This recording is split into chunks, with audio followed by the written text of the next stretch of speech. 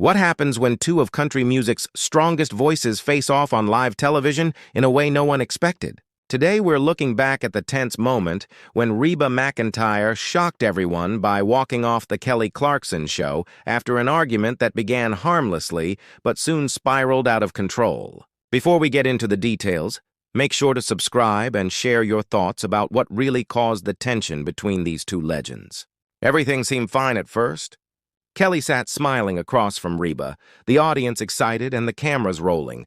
What was supposed to be a simple chat about Reba's new album turned into one of the most uncomfortable moments in daytime TV. Kelly began warmly, "Reba, it's such a joy having you here. Your new album is getting great reviews, and hearing it brought back memories of when we worked together on that duet." Reba smiled politely, but there was a flicker in her eyes. "Well, Kelly, I appreciate being invited. It's always interesting to see how people remember things differently." The mood shifted. Kelly's smile stiffened, but she continued. "Oh, I think we both remember that session clearly. It was special working with someone I've always admired." "Admired," Reba repeated with a sharp edge. That's an interesting choice of word considering how that whole thing really went. Kelly hesitated. "I don't understand, Reba. We had a great time working together." Reba gave a dry laugh. "Sure, let's not pretend for the cameras that you don't recall exactly what happened. Or maybe you've told the story your way so long you actually believe it." The studio fell silent. Kelly looked confused but kept her voice calm.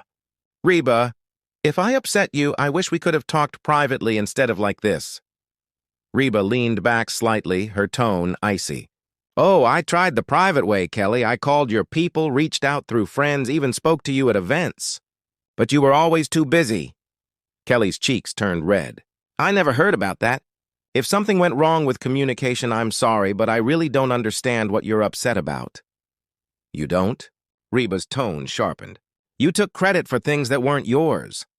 You changed lyrics without asking me, and when the song hit big, suddenly the story was all about your creativity, while mine faded into the background."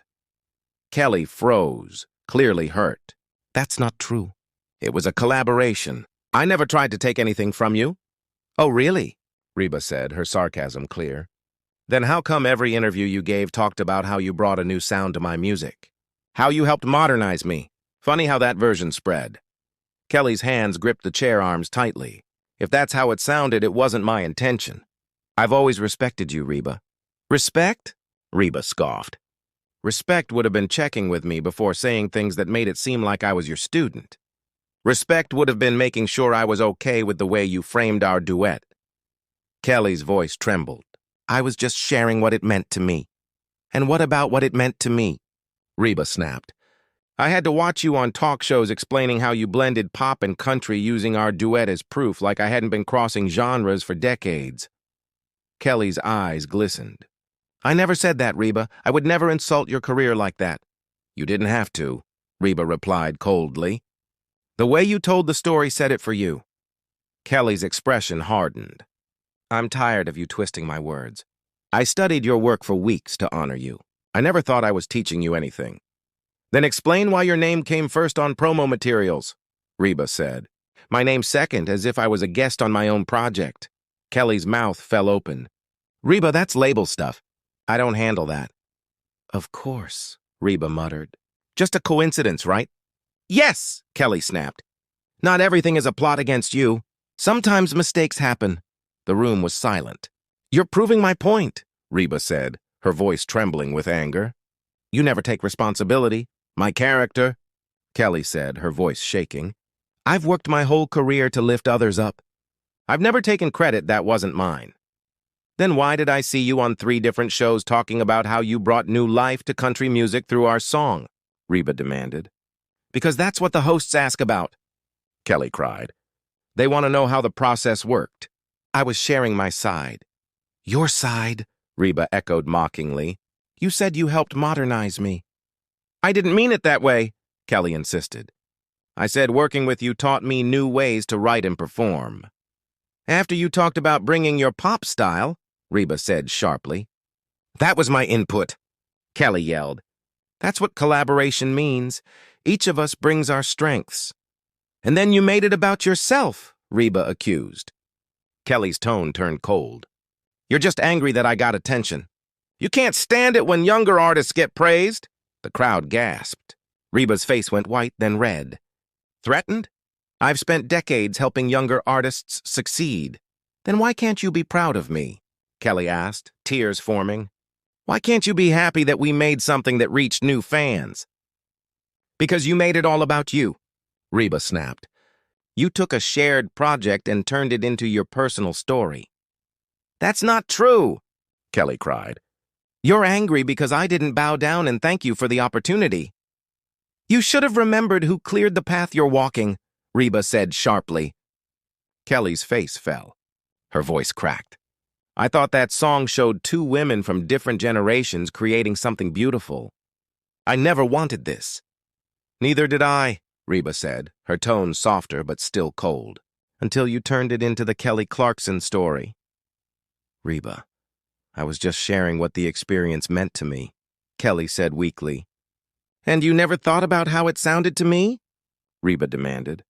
Kelly threw her hands up. I never said I made you modern.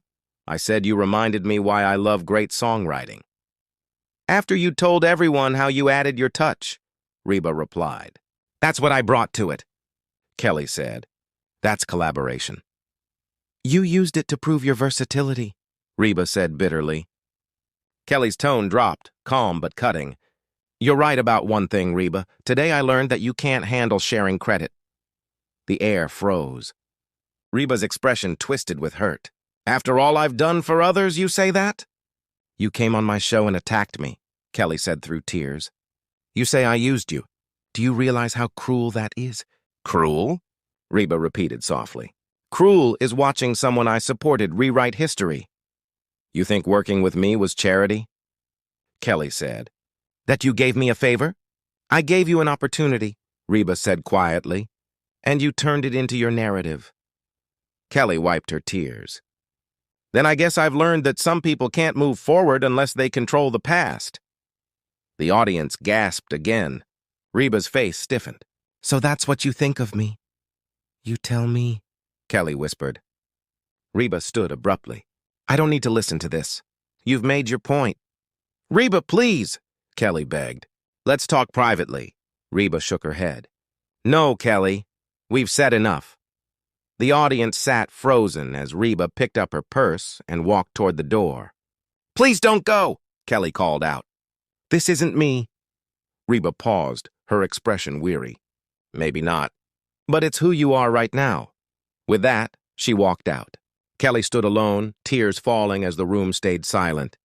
The cameras kept rolling, capturing every second of the painful moment as the audience looked on in disbelief. What began as a friendly interview ended with two country icons broken apart. The moment became one of the most unforgettable in talk show history, leaving everyone wondering what really happened between Reba and Kelly. Was it pride, hurt feelings, or years of misunderstanding finally boiling over?